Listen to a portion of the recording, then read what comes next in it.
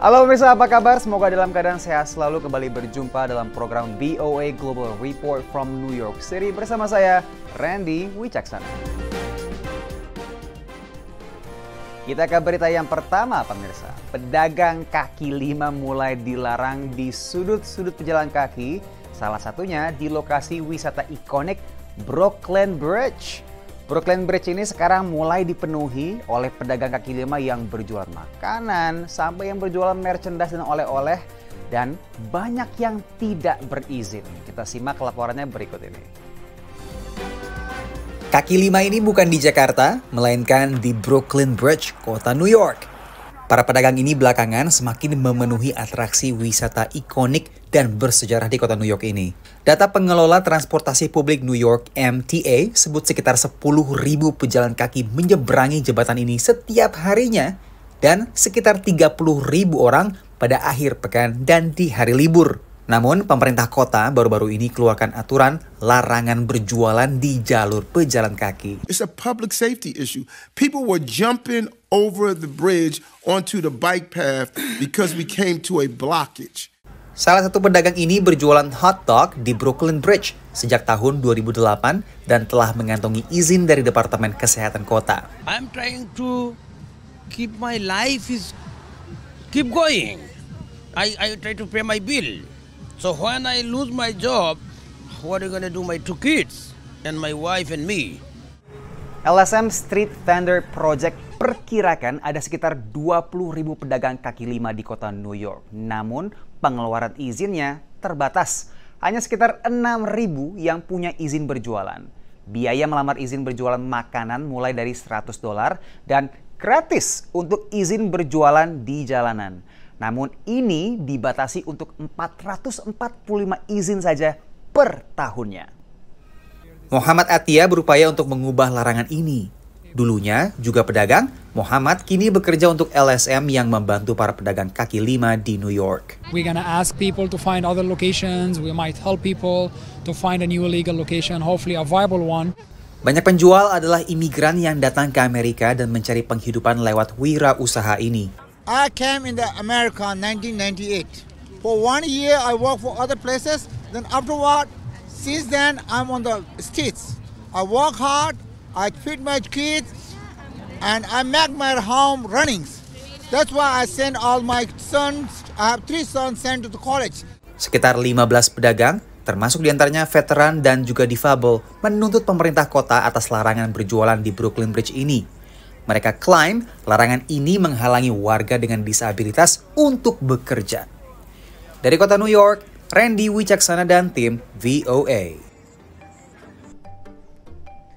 Masih dari New York City, pemirsa. Belum selesai dengan masalah banyaknya tunawisma, kota New York sekarang harus berurusan dengan eksodus migran para pencari suaka yang terus-menerus berdatangan. Ribuan kamar hotel disediakan oleh pemerintah kota sudah tidak cukup menampung dan memaksa pemerintah membatasi masa tinggal mereka, mengancam bertambah angka tunawisma di kota apel besar. Kita simak laporan selengkapnya yuk. Zoe, suami dan anak balitanya tiba di New York City Oktober 2023. Berasal dari Venezuela, ia adalah salah satu dari rombongan migran yang melakukan penyeberangan berbahaya lewat perbatasan selatan Amerika. Lalu dikirim Texas ke New York. Setelah ditampung pemerintah kota New York untuk tinggal sementara di sebuah hotel, kini Zoe dievakuasi dan harus mencari cara bertahan hidup. Yo llegué el 26 de octubre, a pasar como un mes me dijeron que tenía 60 días para podernos reubicar, ¿sí? Pero que no había ningún problema, que podíamos ir a la principal, que ellos no solucionaban. Pero ya como he visto en noticias que son muchos los que se han ido, entonces no sabemos a dónde nos van a mandar. Eksodus migran ini jadi PR tambahan kota New York. Sejak April tahun 2022 hingga Desember 2023, kota New York gelontorkan $3,5 miliar untuk menampung lebih dari 164.000 migran ini. And I think that we're making a big mistake that we're looking at a sink that's overflowing and not to force it. The national government needs to fix this problem. We got 3,000 migrants asylums last week. 3,000. The national government must fix this problem. Kewalahan dengan jumlah migran yang terus bertambah, Pemkot mulai terapkan kebijakan baru, yakni maksimal masa tinggal 60 hari di penampungan. Hal ini membuat migran seperti David linglung karena harus mengantisipasi istrinya yang tengah hamil besar.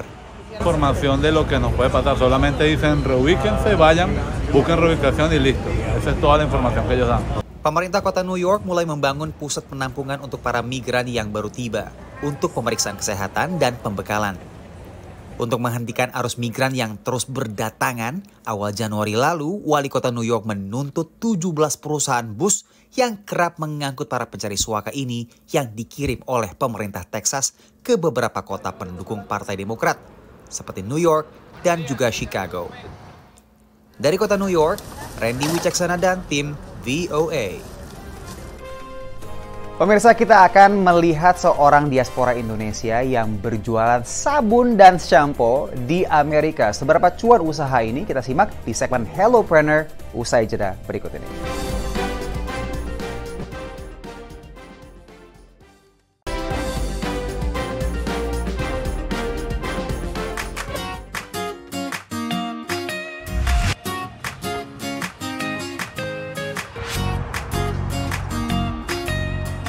Ya pemirsa, kali ini saya mengajak Anda berkunjung ke kawasan Altamonte. Ini merupakan sebuah suburb ya, atau sebuah kawasan di dekat Orlando, Florida.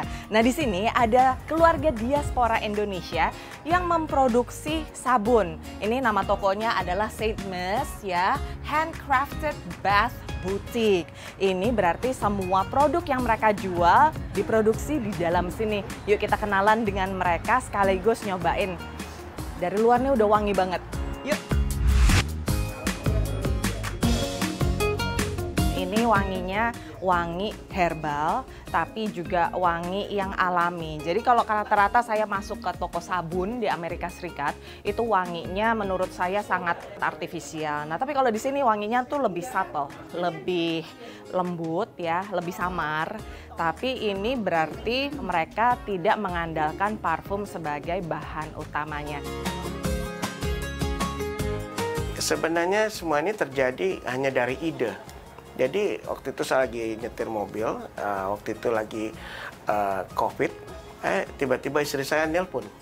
Dia bilang, Pak, saya punya ide bikin sabun gitu. Karena waktu itu kita mau cari yang namanya hand sanitizer itu susah dan semua harganya naik, mahal, langka. Terus jadi saya do research dulu apa semua kelebihan kekurangannya, regulasinya apa semua. Akhirnya saya memutuskan let's go. Ya itu, kalau saya udah saya jalanin. Karena waktu saya melangkah ini pertama, terus terang modalnya hanya $200. $200? $200. Itu untuk apa itu? Maksudnya buat nyewa nggak bisa? Enggak, begini, pada waktu itu semua pada tutup. Jadi kita beli bahan-bahan apa yang ada. Jadi karena kebanyakan ini sabun ini kita buat dari natural. Dan natural itu bahannya seperti minyak olive oil ya, garam atau apa. Nah itu dengan modal gitu kita coba dulu. Ya kan kita jalani dulu. Jadi nggak harus modal besar. Justru dengan $200 itu saya harus lebih berhati-hati. Jadi saya nggak sewa toko, nggak apa semua. Saya bentukin barang dulu. Dari situ pelan-pelan saya promosi ke teman-teman. Telepon, saya ada jualan ini gitu ya kan. Nah teman bantu, nah teman saya beli. Semua usaha tutup, cuma satu usaha yang belum tutup waktu itu. Kantor pos kan, tetap buka. Untuk pengiriman? Pengiriman, jadi kita pelan-pelan mutar uangnya. Gitu. Nah kemudian karena ini Florida, mereka udah mulai buka pelan-pelan di mall atau apa, kita cari tahu. Kira-kira buka stand kecil habis berapa minimarketnya. Kita pikir bayarnya mahal, enggak. Ternyata per 5 jam, per 6 jam itu kita hanya bayar $50. Tapi kalau di farmer market sekali buka $25. Jadi setelah kita hitung-hitung, jadi profitnya bisa naik lagi. Dari 200 lama-lama naik jadi 2.000. 2.000 kita putar lagi, lama-lama naik jadi 20.000. Jadi lama-lama itu berkelipatan. Apa yang membedakan produknya St. Miss dari kebanyakan? Nah, karena saya berasal dari Indonesia. Kayaknya di sini mereka bikin sabun kebanyakan bahan kimia. Saya lihat di rumah pas ada saya lihat rumput laut merah, ya, rumput laut hijau, ada green tea. Itu saya bikin jadi sabun semua. ini ada kesempatan saya, kadang kita memperkenalkan Indonesia, educated mereka gitu loh. Karena Indonesia ini menginfluence saya punya produk. Saya kasih contoh sama mereka, salah satu produk saya menggunakan bentonite pasir gunung berapi. Terus juga karena Indonesia ini kepulauan yang dikelilingi oleh laut, jadi semua sabun saya itu menggunakan garam. Terus lidah buayanya saya pakai lidah buaya asli. Kalau yang orang lain dia beli powder atau beli cairannya sudah jadi atau ekstrak. Kalau saya enggak, saya memang dari tanamannya langsung. Hanya saya bikin satu rangkuman semacam kayak buku, semuanya saya riset, ini kelebihan kekurangan, terus saya bikin praktek gitu. Akhirnya jadi juga. Saya nggak mau kemasannya bagus, enggak, saya biasa aja. Tapi yang saya jual itu sebenarnya benefitnya, bukan feature-nya. Ingredientnya, bahannya, dan khasiatnya. This is the only soap that I use. Number one, I have sensitive skin, and the oatmeal black soap is amazing. It helps me when I use it. My skin doesn't get itchy. I also have 3 children that suffer from sensitive skin, so the products are pure, they're organic, they're natural, and they're made here at home. The other product that I use is for my hair. I was dealing with alopecia where I was losing some of my hair, and they recommended to use the rosemary. And the rosemary not only has helped my scalp, but my hair, the patches have come back. So now my hair is growing. So this is, I believe, is definitely a product that helps me. Sebelum menjalankan sebuah bisnis kosmetik gitu ya, apakah harus perlu lisensi tertentu, background pendidikan tertentu? Karena ini kan berurusan sama keselamatan juga ya, safety ya. Nah, seperti tadi saya bilang, pertama saya harus do research. Ya, regulasinya, ya bahannya, suppliernya dari mana, resource-nya semua. Jadi nggak asal bikin aja. Seperti kayak sabun itu, kita tidak membutuhkan FDA. Karena kita menggunakan bahan natural. Kecuali kalau sabun yang menggunakan chemical. Jadi kalau kita beli di tempat komersial ya, ada tulisannya FDA approval. Berarti sebenarnya itu chemical semua. Ada bahan kimianya yang harus melalui proses kayak semacam POM-nya Amerika Serikat. Terus saya buka ini toko, saya panggil FDA-nya. Mungkin saya cuma mau make sure ya. Jadi kita bayar dia punya permitnya hampir 900 setahun. Dia bilang, saya kalau jadi kamu nggak perlu license, permit FDA. Loh, kenapa? Karena kamu punya natural. Jadi dia bilangin, FDA itu hanya untuk ngecek kalau kamu punya bahan ini memakai bahan-bahan chemical. Malah saya mikir, sebenarnya bikin restoran lebih sulit daripada bikin begini. Karena restoran saya harus PES health control yang setiap 6 bulannya atau apa ya kan.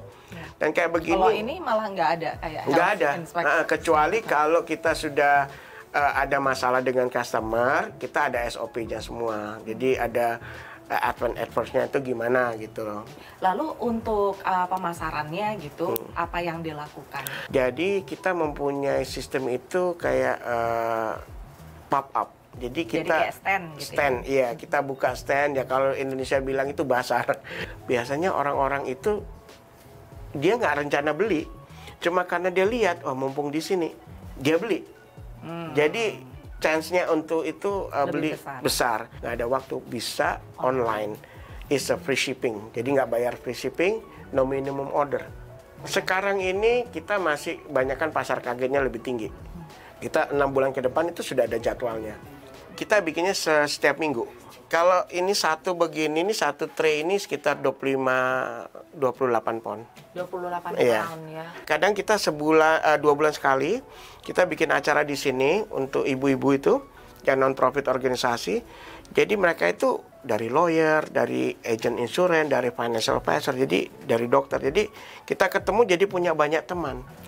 Ya, ini salah satu dari produknya Island Fresh. Saya langsung tertarik karena ini judulnya kesegaran dari sebuah pulau.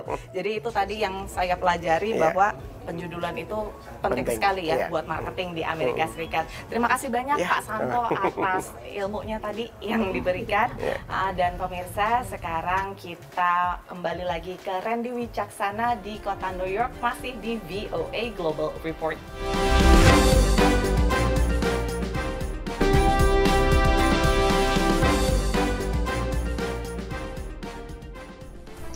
Welcome back to Global Report, pemirsa. Sekarang kita mau ajak Anda untuk melihat pameran elektronik terbesar di dunia yang ada di Las Vegas, Amerika Serikat. Namanya adalah Consumer Electronics Show 2024 yang mulai memamerkan berbagai teknologi mulai dari taksi terbang elektronik sampai robot gemas yang namanya Mirokai. Kita simak langsung laporannya. Perangkat dan teknologi baru bermunculan demi memudahkan kehidupan manusia dan pelestarian lingkungan. Beberapa di antaranya dipamerkan di CES atau Consumer Electronics Show 2024, pameran teknologi konsumen terbesar di dunia yang digelar di Las Vegas awal Januari lalu. Dari hairdryer L'Oreal yang menggunakan sinar inframerah dan rendah energi, hingga mobil yang bisa berjalan secara horizontal bak kepiting yang memudahkan parkir, keluaran Hyundai. Tapi bukan cuma itu yang jadi inovasi Hyundai kali ini, melainkan juga kendaraan listrik vertikal yang diharapkan bisa mulai dipasarkan pada tahun 2028. Supernal, bagian dari Hyundai, mengembangkan pesawat bertenaga baterai yang jauh lebih senyap ketimbang helikopter, yang diharapkan bisa menjadi alternatif moda transportasi penumpang sehari-hari di perkotaan masa depan. So primarily it will be supplemental to ground transportation by opening the skies over our cities. So all those regulations and certifications need to be acquired by all the players. Kecerdasan buatan juga mewarnai pameran CES tahun ini. Salah satunya yang tertanam pada robot berparas anime menggemaskan buatan perusahaan Prancis Enchanted Tools. Robot bernama Mirokai itu dirancang untuk dapat berinteraksi dengan manusia, bergerak dengan leluasa, dan mampu menjalankan tugas-tugas logistik seperti mengantarkan barang. Rencananya, Mirokai akan terlebih dahulu dikerahkan ke rumah-rumah sakit mulai 2025 untuk membantu perawat membawakan peralatan dan obat-obatan. In fact, you have layers. You have the first layer is everyone can ask questions, simple question about the environment if it's an hospital, when is the next lunch, is my magazine arrived, something like that. Then the nurses have another layer so they can give orders. And you have a lower layer is emotional layer, so the robot can smile back at you if you smile to him. Di antara teknologi futuristis itu terselip Clicks Technologies yang menawarkan keyboard untuk para pengguna iPhone. Startup yang baru didirikan Januari tahun 2023 itu menawarkan produk aksesorinya kepada 3 pangsa pasar, yaitu mereka yang memiliki masalah ketangkasan dan aksesibilitas, generasi muda yang ingin kelihatan menonjol, serta mereka yang merindukan kehadiran keyboard fisik pada telepon genggam. It's been received incredibly well. We're very delighted with the response. It just means we've got a great deal more work to do. Pameran teknologi CES sendiri digelar setiap tahun untuk tidak saja mempertemukan produsen teknologi dari seluruh dunia dengan konsumen mereka, tetapi juga dengan calon mitra dan investor, serta pembuat kebijakan lintas sektor. Tim VOA melaporkan. Di California, pemirsa, sudah mulai bermunculan teknologi yang mulai menggantikan profesi kerah biru. Misalnya ada taksi yang nggak ada pengemudinya. Hingga sekarang, ada restoran yang pelayannya adalah robot. Is this good news or bad news? Yang pasti, pertanyaannya perlu bayar tip nggak ke robotnya? Kita simak laporannya. Seru juga nonton robot-robot di Cali Express menyiapkan lalu membuat french fries dan burger. In the back, there's a refrigerator that has chunks of meat, so it fresh grinds every single patty and forms it to order. Inilah restoran pertama di dunia yang sepenuhnya otomatis. Semua ditangani robot yang bisa mengingat wajah pengunjung dan menangani pesanan. Kita tidak perlu meninggalkan tip seperti kebiasaan umumnya di Amerika.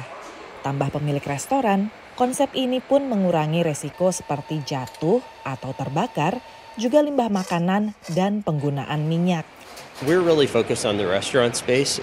If you think about the restaurant space, it's, they don't have the best technology. It's not really the same as the tech industry. It's the area really that technology left behind. Pengelola restoran menilai robot adalah pekerja ideal. Tidak absen dengan alasan ini itu, tidak minta naik gaji. Walau biaya perawatan robot belum diketahui, pemilik restoran menganggap jumlahnya tidak akan memberatkan. We're talking about 5 to 6 people per shift, down to 1. So that's what, 80% savings?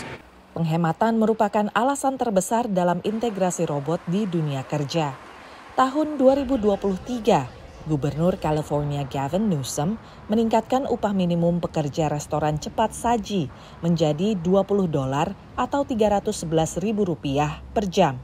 One argument on the part of employers who were against the proposition to elevate the minimum wage for fast food workers was that was going to make it more expensive for them to operate, and they were going to look for ways to cut costs. Tambahnya, meningkatkan upah minimum merupakan cara menarik pekerja di industri restoran cepat saji.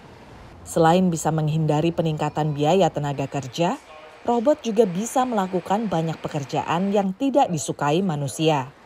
But the truth of the matter is, even paying $20 an hour in Pasadena, I will have a hard time hiring enough staff to work here in this restaurant.